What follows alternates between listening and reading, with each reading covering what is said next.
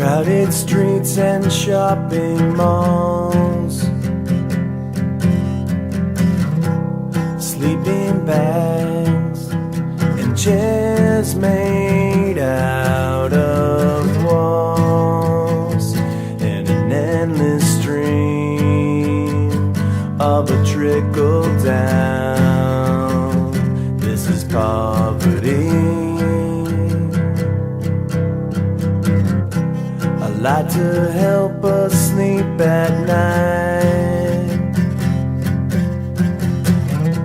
a burned out building, a castle will divide. But that's how it goes, and you'll never know.